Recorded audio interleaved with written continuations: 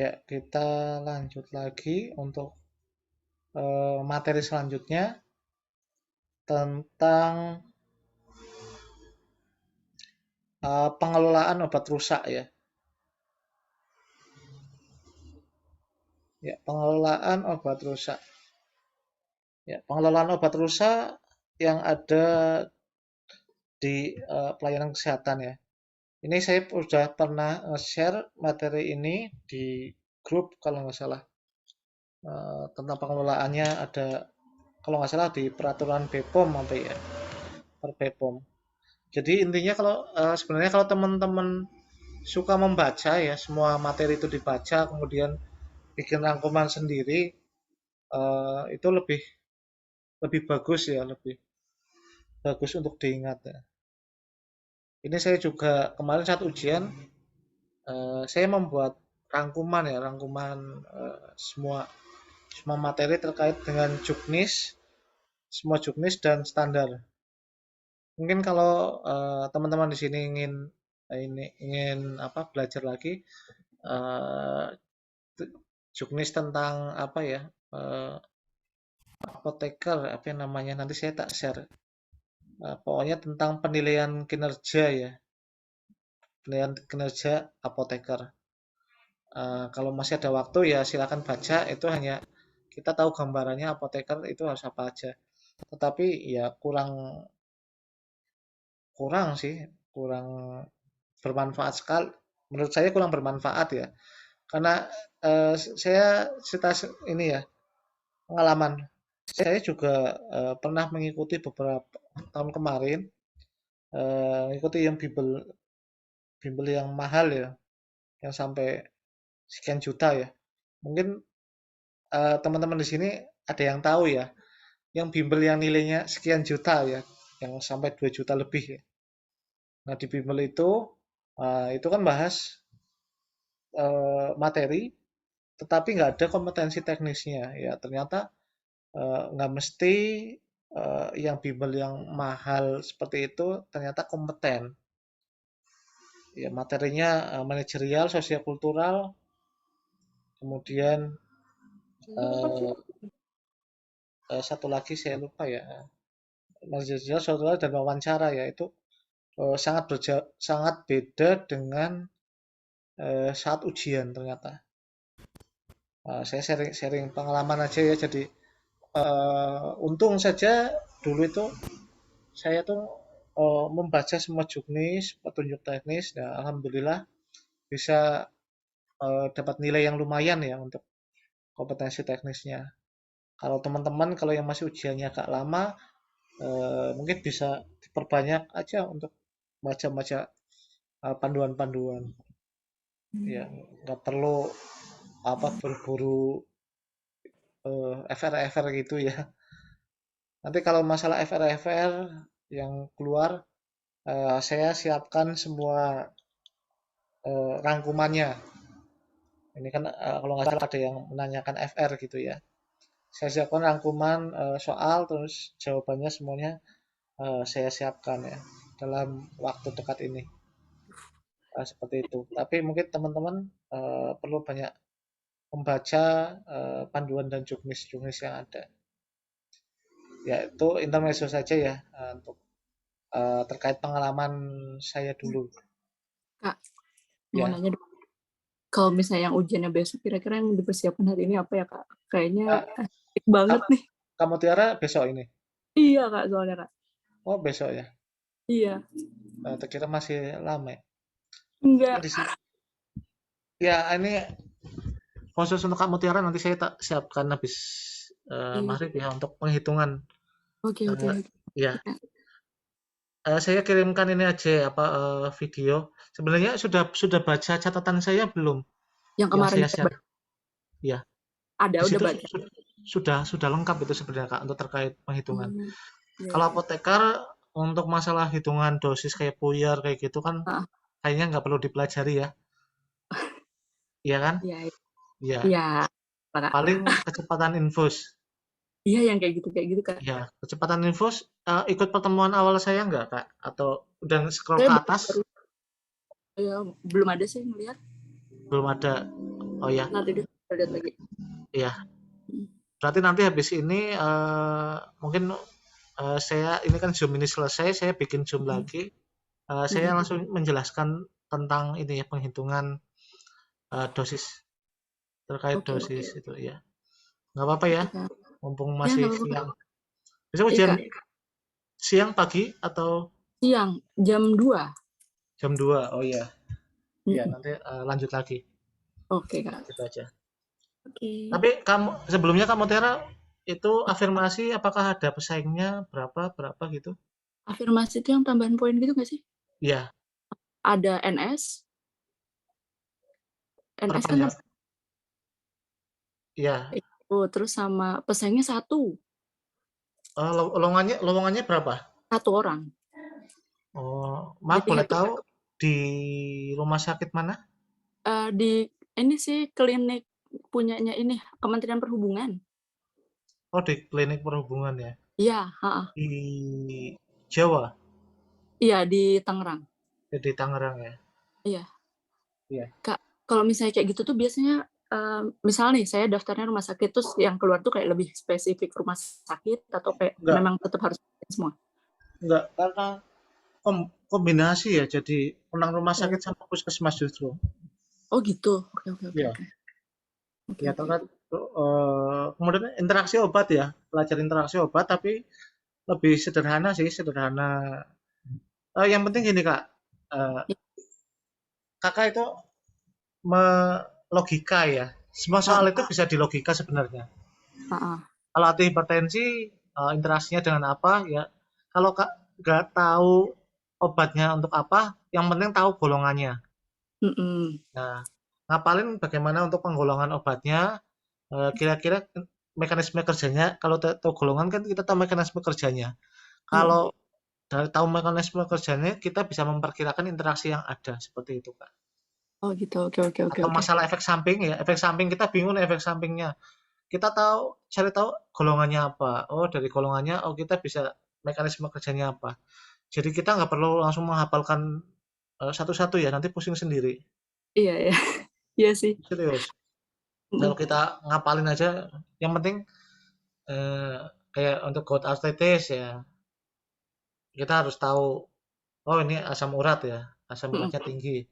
Asam uratnya kalau sakit serangannya akut apa kronis?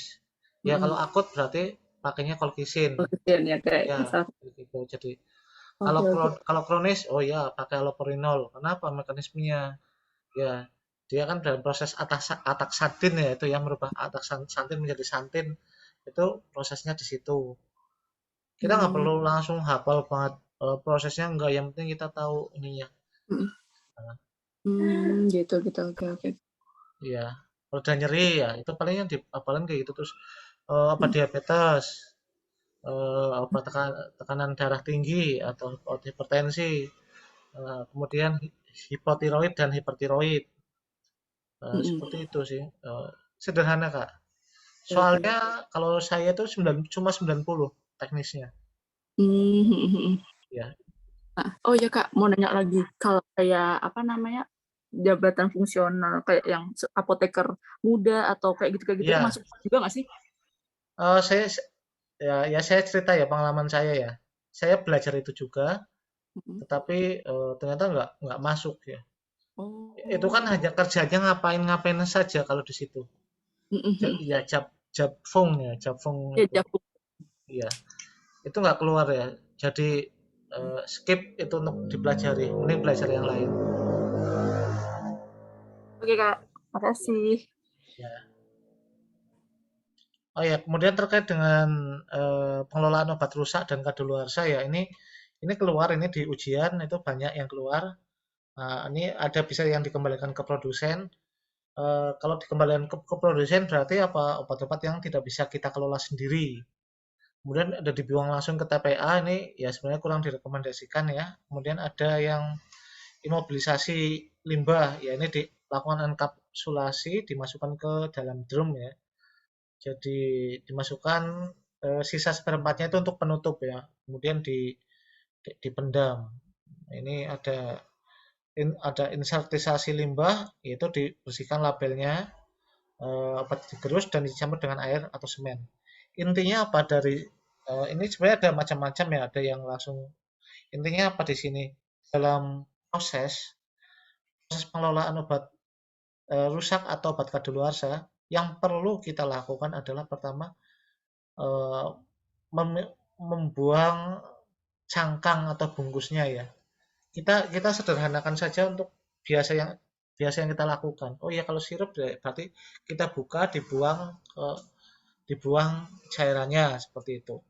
Nanti dipisahkan antara kan ini ya apa kaca ya, kaca nanti eh, dibuangnya terpisah ya dengan cairan. Intinya kayak gitu kayak kapsul. Oh dibuka dulu baru dibuang. Dibuka terus kemudian dikasih air ya supaya apa? Supaya zat aktifnya itu hilang. Eh, Tidak akan menimbulkan efek samping. Bukan efek samping ya, efek pada lingkungan baru dibuang.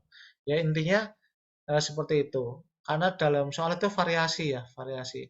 Kita melogika saja proses yang kita lakukan. Yang penting kita paham imobilisasi berarti itu di enkapsulasi, dimasukkan ke dalam drum. Intinya gitu. Insertisasi ya ini dibuang semua labelnya kemudian dihancurkan kan. Insertisasi dihancurkan bisa dengan dihancurkan ya atau digerus kemudian dibuang ya campur air buang atau nanti pakai semen dan sebagainya seperti itu. Kalau cairan biasanya langsung dibuka aja sirup itu langsung diencerkan dibuang.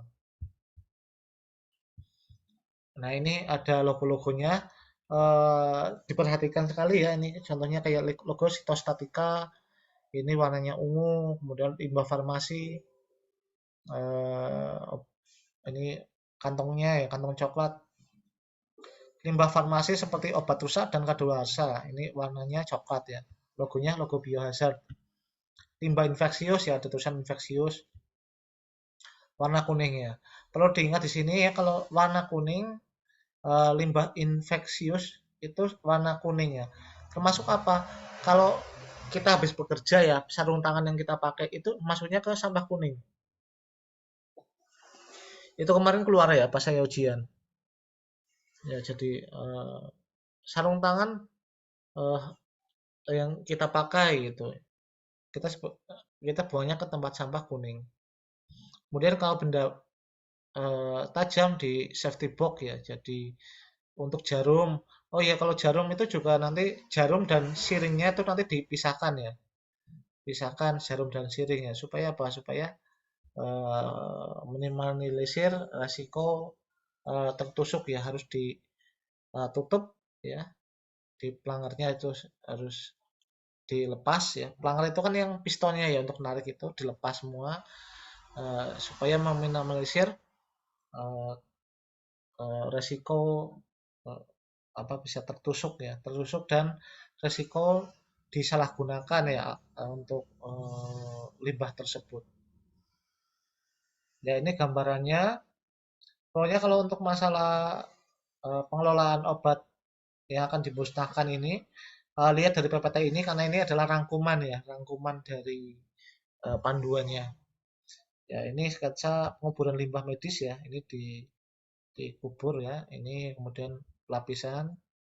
Kemudian terkait dengan alur perjalanan dokumen ini juga dipelajari ya ini berapa lembar ya. Jadi itu ada lembarannya nanti bisa dibaca sendiri. Ada yang di lembar keempat ke penerima gitu ya. Lembar lembar ke satu untuk pengangkutan. Lembar kedua ke bupati wali kota, lembar ketiga ke gubernur. Tetapi dalam proses ini ya, proses pengelolaan ini bisa menggunakan rekanan ya atau dari pihak luar. Jadi lebih sederhana. Kalau ininya kalau kita nggak punya fasilitas untuk pengelolaan, kita bisa ke pihak luar. Itu soal yang keluar ya.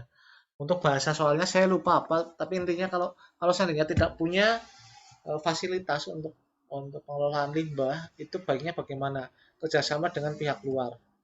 pihak ketiga ya ini. Ya, ini bersama dengan pihak luar, pihak ketiga. Ini kalau padat ya berarti sediaan padat tablet ya. Jadi soalnya itu nggak bilang nyebutin sediaan padat tapi langsung tablet yang kadaluarsa akan dimusnahkan dengan cara dikeluarkan dari kemasan aslinya. Seperti itu. Langsung poin-poinnya. Soalnya itu tablet, kaplet, kapsul kayak gitu langsung. Sediaan padat dihancurkan dulu dan dicampur dengan bahan limbah lain ya, sehingga tidak dapat digunakan lagi. Ini nanti ini dibaca aja ini ada rangkuman. Sediaan antibiotik penganjurannya dilakukan dengan penambahan basa ya. Ini ya perlu diingat ditambahkan basa. Ini dengan NaCl kira-kira sampai pH tertentu atau dengan asam ya. Kemudian dianjurkan menggunakan metode enkapsulasi atau insenerator. Simpan campuran kemudian diikutkan untuk dianjurkan bersama limbah B3 medis lainnya. Ya, jadi untuk sediaan obat itu bisa dicampur dengan sediaan limbah medis lainnya jika sudah diolah terlebih dahulu. Intinya semua produk limbah itu perlu dilakukan pengolahan dari situ. Nanti kita ngikutin aja jawaban dari soalnya. Ya, ini seluruh kemasan primer dihancurkan dengan cara disobek atau dicacah. Ya, jadi kemudian dibuang ke tempat sampah non medis. Ya kalau non medis kan warna hitam ya. Kalau medis warna kuning. Itu saja sih yang kita pelajari dari pengelolaan limbah. Dari sini ada yang ditanyakan lagi?